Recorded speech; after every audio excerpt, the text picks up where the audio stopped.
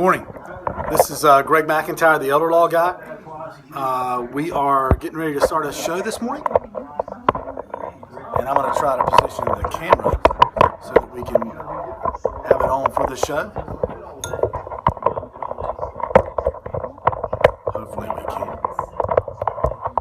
I'm trying. I got a new stand, make it a little easier maybe. So we're going to talk pre-needs funeral planning with Cecil M. Burton, crematory and funeral services this morning. Pre-needs funeral planning is so important even for Medicaid issues, okay? Morning, Milton. There's Milton in there hanging out. He's our engineer. We have you into the studio. And he'll be part of the show today too. So.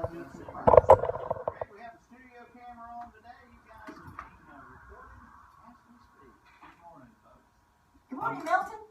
I'm nervous now, Milton. I don't know what to say. Am I being recorded? Am I being recorded by the government? We're also live broadcasting on Periscope, okay? So it's live now. If you go to periscope.tv, you can watch us too, right in the studio. And if you look at the studio and you look at KTC Broadcasting's YouTube channel and their website, you'll see all the shows. And you'll see the octagon, what I call the octagon. That's where we are today. I call this the Dan Patrick room. Why is it the Dan Patrick room? Dan Patrick is a guy who talks about sports in the morning, and he has some guys in there. He's like a man cave, and it's got all these bobblehead dolls and helmets, and you have to watch Dan Patrick sometime. He's cool. I know who Dan Patrick is. Okay. He's a pretty smart guy, Dan Patrick. And yes, he's always a sports broadcaster, right? So yeah. Well, I don't think he's a broadcaster, but he's a commentator and he does a man show. I call it the octagon because we're at this big octagonal table, and it's like getting in the ring at a UFC fight, right? Let's get this a cage match when we start the show. We're in the octagon. Let's go. I guess so. So plus we've got all the football helmets lined up and all the sports stars. I think we have Cecil Burton's football helmet in here. Which one was yours, Cecil? Oh, the Shelby Golden Lions. The Shelby Golden Lions. We've got his actual football helmet up there up front, okay, in front of the table. So that's really cool. We have Cecil M. Burton here today, a son of Cleveland County, and who has a local funeral home and crematorium. And we'll let him talk a little bit more about that. This is part of our Continuum of Care series. We started off talking about in-home care with Bayana and Amber Mitchell. Then we moved to adult daycare and life enrichment centers with Susie Kennedy. We've talked about asset protection and planning with financial planner Edward Jones, financial planner Jamie Richard. We've talked about nursing home care and assisted living care. We've talked about hospice. Patty McMurray was here last week. And now we have Cecil Burton in. And we're really running a life cycle of a senior, talking about all kinds of senior care issues. And I've said many times, I'm amazed at what our show has become. I'm proud of what our show has become. I'm blessed to have lots of listeners out there who are drinking coffee along with me. If you're watching on Periscope or go afterwards to the KTC website, I'm drinking coffee right along with you. I've got my Dunkin' Donuts. I give a plug for Dunkin'. I might be drinking Starbucks, but we don't have a Starbucks at Shelby. So You just blew your Dunkin' Donuts sponsorship. Oh, my bad. I did. I said Dunkin' Donuts, and then I just had to give props to Starbucks too. And we love our local coffee makers too. Lily B. Oh yeah, they're I great. drink coffee up there all the time. Okay. Nice place to sit and do your work. I'm going to take my foot out of my mouth and keep going. Okay. And so the people that are sitting on the porch or sitting at home drinking coffee with us and talking about senior issues, we're going to talk about pre-needs funeral planning this morning. That's our main focus. And you're going to get to know Cecil Burton a little better, talk about pre-needs funeral planning, and why that's important to you as a senior. Pre-needs funeral planning, when you're talking about, one of the biggest icebergs that's hanging out there for seniors, 7 out of 10 seniors, according to a U.S. Department of Health and Human Services report in 2005, are going to need some type of long-term care, either in-home, assisted living, or nursing home care. that's a huge iceberg. I picture myself being on an iceberg, jumping up and down and waving flags at the approaching Titanic, which is the senior, and trying to warn you that you can turn away from that. One of the ways to do that is to engage in pre-needs funeral planning, which is an allowable expense, even within a 5-year look-back period for Medicaid to come in and pay for care, to do with your money. And the importance of having somebody reputable do it. There were headlines in the paper a month and a half ago, just about somebody not doing it the right way. And not calling anybody out this morning, but just the importance of doing it the right way and getting with someone you trust. I think that's true of an attorney or any other professional you deal with, and I can't say how much I respect Cecil M. Burton and him being here this morning. Why are you proud of the show? Hayden? Well, I think there's good information we're sharing, and I'm a daughter of 2 aging parents, and I am learning every day. I'm learning as they age and as they need things, and it's things I wish I had known a long time ago. And it's not only about the facilities available and the services available, but how a lot of pre-planning could have helped my parents. Right. So this all ties in with my job with you and my learning experience with my parents. I mean, for me, it's just that seniors, thank you for sharing your experience and what you feel. For me, it's just finding out there's just so many, going along this path myself as an attorney, so many complicated governmental regulations, so many senior issues that seniors deal with today, legal and tax and benefits issues. It's unreal, and the regulations surrounding them, and just literally the struggle to try to hold on to their hard-earned money and property, okay, and the fear of losing it, right? And trying to clear up some of those misconceptions, and what their options are going forward. It's just, I say this without hesitation. I started this show to be an advertisement for me. That's why I started it back several months ago, and it has morphed. It has changed into being something I feel like is a public service to the community. I hope that's what it's perceived as now, because that's all we do is we started having really quality guests on to put out just quality information to the community. And I'm very proud of that. That's why I'm proud of this show. And you have done that. Yeah. You've taught me a lot. Well, thank you. You taught me a lot too. This is Boss's Day, by the way. It is Happy Boss's Day. Oh, well, thanks. I appreciate that. I hope I'm a decent boss. I try to be. I struggle with issues all the time. You had to stop me the last time we talked about Boss's Day because I went on and on. He's a wonderful boss. He's a wonderful man. He's a wonderful father. I admire him very much. Well, I appreciate that. I really do. Well, without further ado, let's introduce our guest star today, starring Cecil Burton. Cecil, you really need no introduction in Cleveland County and surrounding counties, I think. I think you're well known. And for doing what I think is a profession, and even more than that, really a ministry, almost. So, please feel free to introduce yourself. Well, first of all, I want to thank you for having me on. Well, I'm thank you honored that you chose me to do it, Hayden. Great. Just a little bit about myself. I'm Cecil Burton. I'm a licensed funeral director and embalmer. I own Cecil M. Burton Funeral Home and Crematory. I'm a third-generation funeral home owner. My grandfather was in the funeral home business starting in 1923. He worked for American Furniture Company when all funeral homes were in furniture stores. Mm-hmm. Then he went out and started Luke's Jackson Funeral Home, which Wait a second. Funeral homes used to be in furniture stores. Right. What are you talking about? That's when the I'm not that old. I don't remember that. Yeah, this is way before. Okay. Yeah, that's probably a little bit.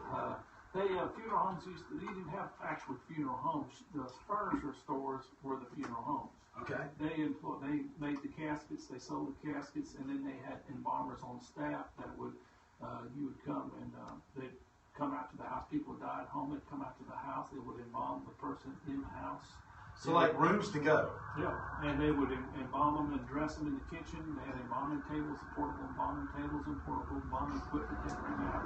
They would embalm in your kitchen. In your kitchen, and embalm it and dress it and put it in the casket, roll it up front where the family would receive friends for the funeral home. They had netting where of course they didn't have air conditioning back then. They had netting they put over the caskets to keep the flies, an insects at bay. Then they have the lights that bring out the red light. We call red lights. It helps cosmetics for the body. And then eventually, later on, there was a need for in people's houses. They didn't want to do that anymore. They started funeral homes. The funeral directors and bonders in the furniture stores went out and started their own funeral homes. Usually bought an old home and then turned it into a funeral home.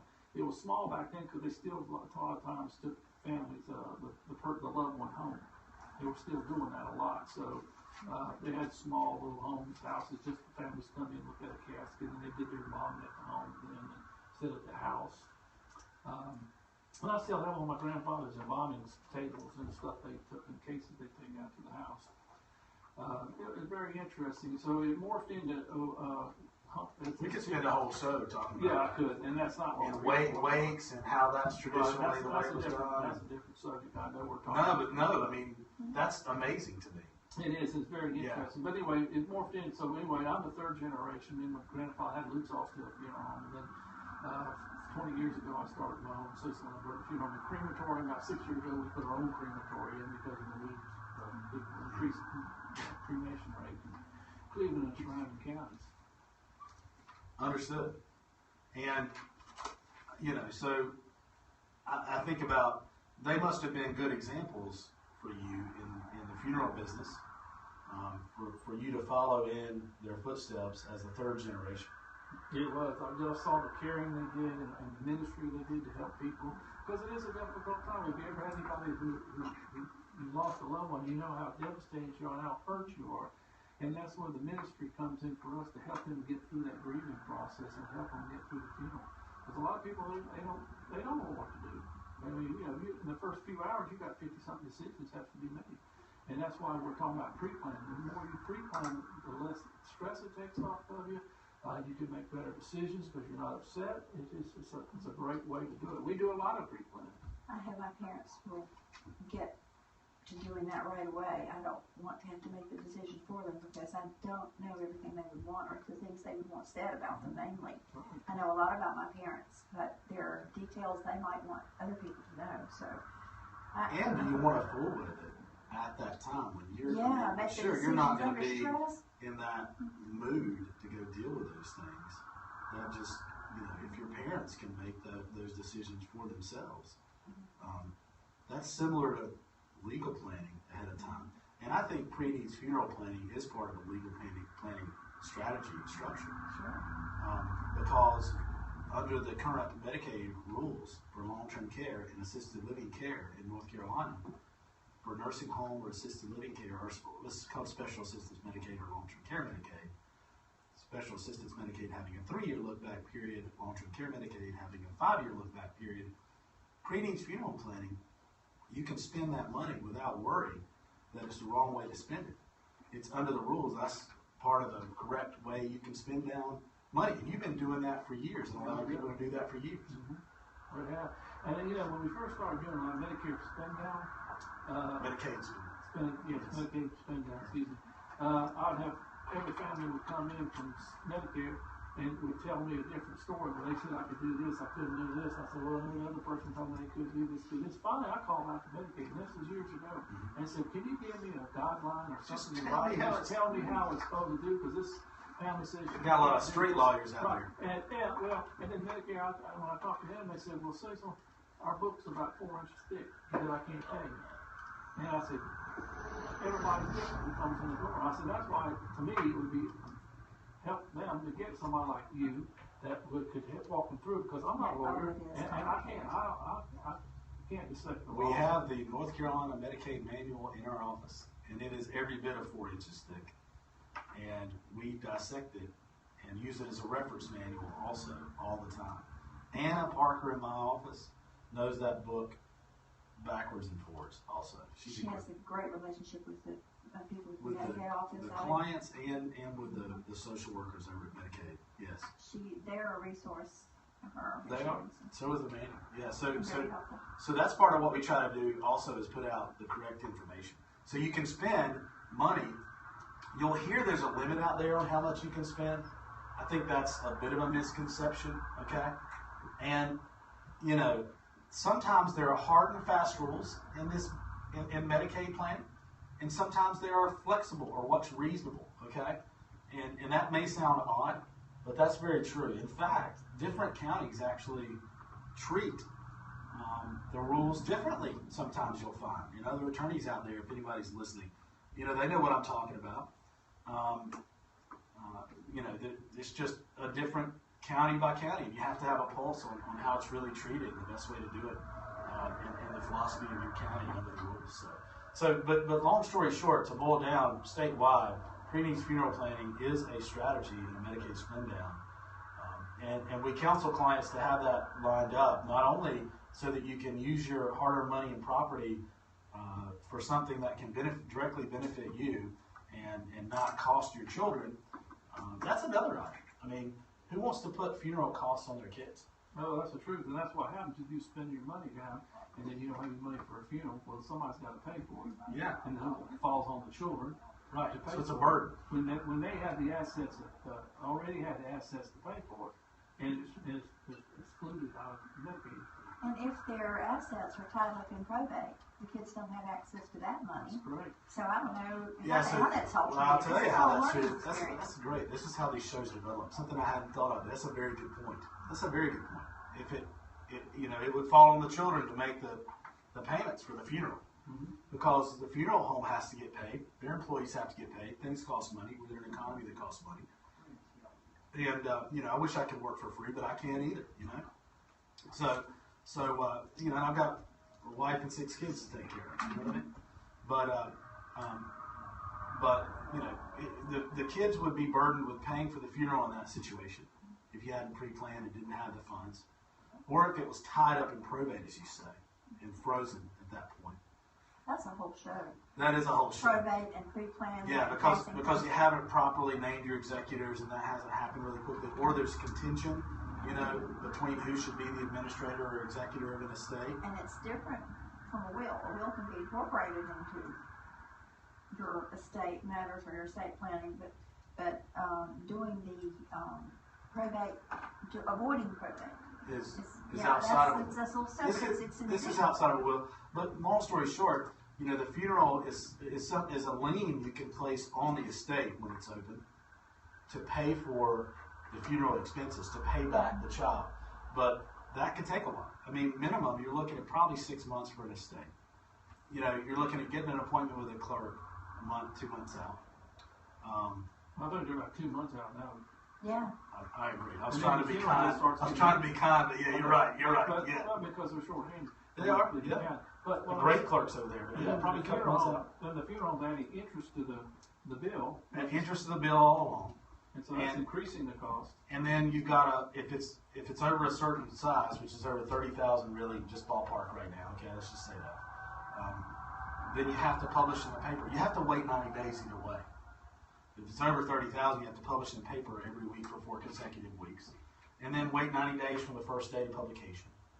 That's 3 months right there. So you've waited 2 months to get the estate open. 3 months is what you have to wait to see if liens come in. And then after that, you can start dispersing the money. Well, what's the average cost? So that of a right there funeral? is 5 months. How much interest would you be paying on it? How much is an average funeral? Well, I've kind of run from $7,000 on up. Oh, I know they can be. 7,000 plus. So you're paying interest on that. So the VIG's running on that continuously. For 5, 6 months minimum. And estates can easily go out a year. So pre-needs funeral planning would nip that in the bud, make it easier for the attorney, the family, the funeral home, the senior, everybody involved. So those are just some issues. Thanks. That's a little tangent, but it's a good one. Yeah. When do people come to you right here? Other than maybe something like this, do the seniors do this Oh, yes, we do. before they pass away? We have some people come in and want to do it anyway, because they'd rather, you get a couple, they'd rather have 2 make the decision, 1 have to make the decision. That's what it comes down to. I'd rather have a husband and wife come in and make the decision than the other surviving spouse has to come in by themselves and make that decision. You have like a book. We have a booklet or book something? it's a book that people can pick up, and if you can plan your funeral A to Z, you don't even have to come to a funeral home if you want to. Just pick up the booklet, and you can sit privacy of your home and plan your own funeral. Now, you can't pick out the casket and all that other stuff, that you need to do that in the funeral home. And one thing I want to stress too, make sure who you're dealing with is a license to do pre-need in the state of North Carolina. Also, make sure they're a licensed funeral director under North Carolina law. They have to be a licensed funeral director to do pre-planning. And they have to have a pre-need license to do it also. So they have to have 2 licenses. So make sure those people have those licenses before they do that. Because unfortunately, like all occupations, we have our bad apples.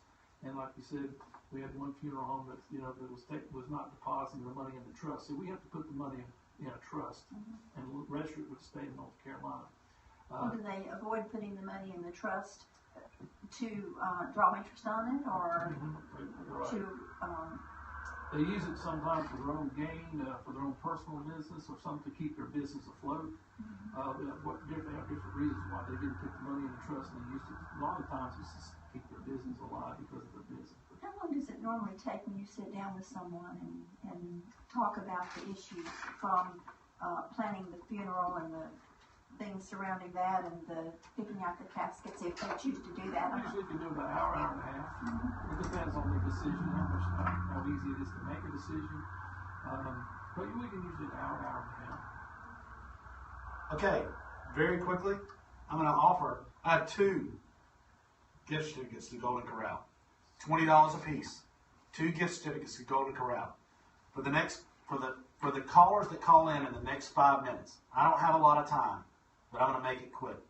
In the next 5 minutes, I'll give away those 2 certificates that can tell me how many generations has Cecil Burton's family been in the funeral business. Okay? How many generations? And Milton, will you give them the number, please? I sure will, Greg.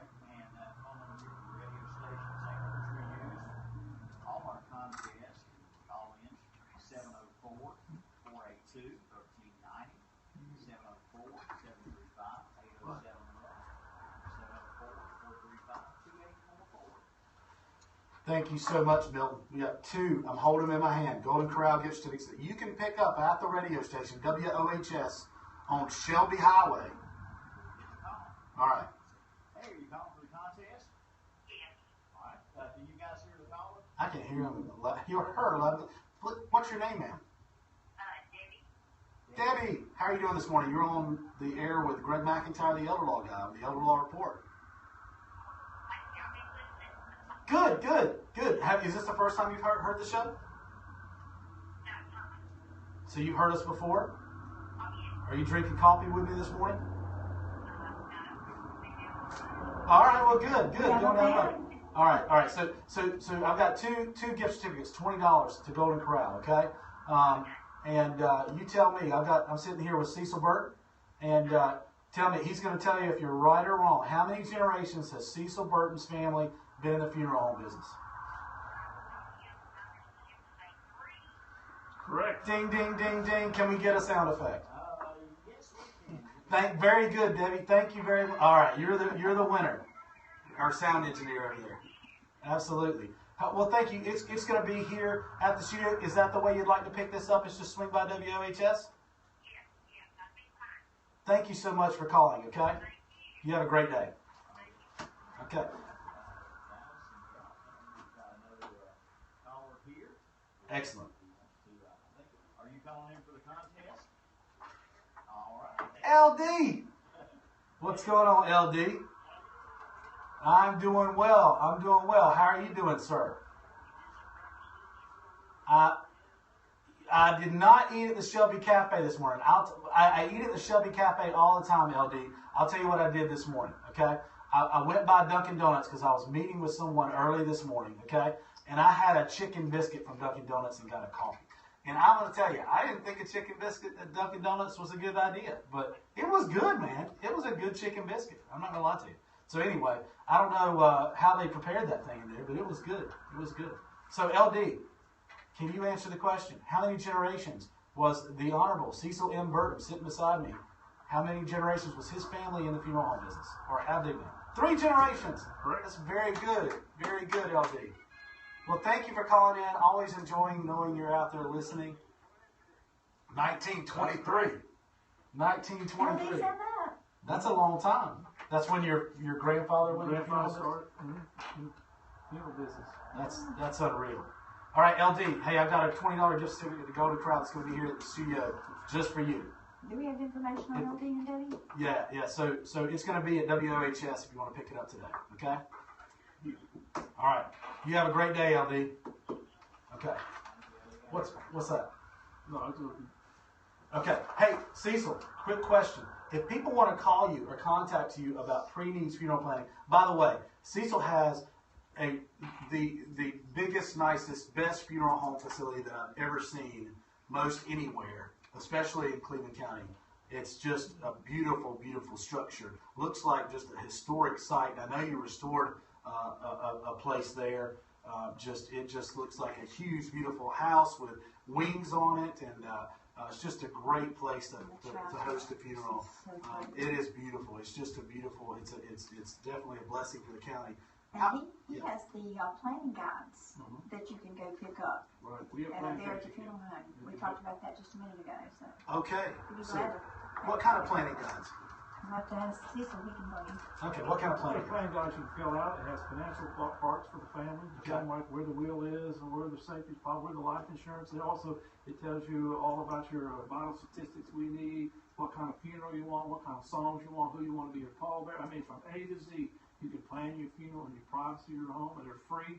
We don't charge people for them because we think you're just a better consumer if you're prepared. I love that. I talk about. We have something similar. In the Journey group and program that we've interviewed, they have something similar. Cecil has something as well. The way you get everything together for your family also helps you organize your thoughts on all the assets you have, who all are their family in your life, and then you can really set some goals for what you want to happen. If you want a pre-need, how much you want to place in that pre-needs funeral planning, what you want to do with your assets, who you want them to go to. I think that's a great idea. If people want to come see you or contact you, Cecil, could you tell us where they can find you and how they can get in touch with you? They can either stop by the funeral home or call 704-480-8383. Okay, and just, I'm not sure everybody knows out there. There may be one person out there in the western part of North Carolina who doesn't know the address. What's the address? It's 106 Cherville Road. 106 Cherville Road. It's actually on the same road we're on right now. The same road, Highway 150 goes from Shelby to Cherville. It goes straight just from Shelby to Cherville. That is correct. Okay, what's our time, Hayden? We're close, but you have a caller who wants to ask a question about the funeral home. Can you take this caller? Absolutely, we can take the caller. All right, sir, go ahead.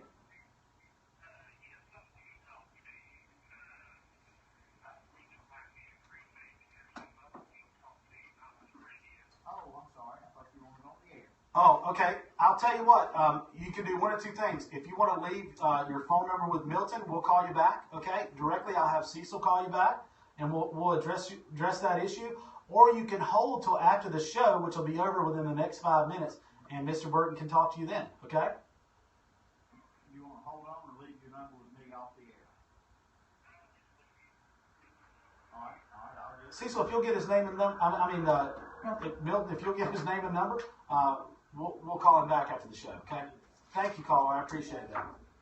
So I'll tell you what. I'm Greg McIntyre, the overall guy. I think everyone out there who's been listening, who listens every week. Every week we're on at 10 o'clock after Swap and Shop on 1390 WOHS and different channels. KTC Broadcasting, Big O Country. So that's the channel we're on. Real quickly, next week we've got Ruth Huff Stedler from Helping Hands who's going to talk I about love that Ruth. service. Yeah. And then the week after that, we've got Debbie Vaughn. What's Helping Hands? Helping Hands is an in-home care service. They can come in your house. Yes. Help and you she's stay in gonna- your home. She's going to, If you you ask go. my parents, do they want to go to an assisted living center? Yeah. Not yet. No. Maybe sometime down the road they'll be happy there, but Yeah. right now they want to stay home. And so Ruth's going to talk to us about that. And then the next week we've got Debbie Vaughn coming to talk about the Journey book. that you Oh, I'm just so talked excited about ago. that. I'm really excited about that Yeah. too. Those are great We'll books. tell you She's more such about that. such a good speaker Oh, she is. about that. Such a Keeps her nice divorce lady. papers in her planning book in the trunk of her car. Woo! So anyway, so those are the shows we've got coming up. And really we have, if you looked at that schedule, we have probably the next 2 months sketched out. But we don't have time to go through that right now. But I appreciate Hayden and all she does, helping me pull everything together in my scattered and cluttered life. Indeed it is. all your life. Okay? Same thing. And I appreciate all the listeners out there. I'm the Elder Law Guy, Greg McIntyre. You can contact me at 704-259-7040. That's 704-259-7040. If you want to talk about your estate plan, on how you can work on holding on to all your hard-earned money and property as you age, and also pass that property along as you wish and you see fit, not as the government has planned it for you, because I know we all trust the government. Give us a call, 704-259-7040. And you mention Big O Country or mention the code word radio, and we'll do a free consultation for you. I won't charge you the $100 consultation fee that I would generally charge everyone else, okay? Sit down with you for an hour or more, however long it takes, just to get everything straight. So this has been Greg McIntyre, a.k.a. Perry Mason.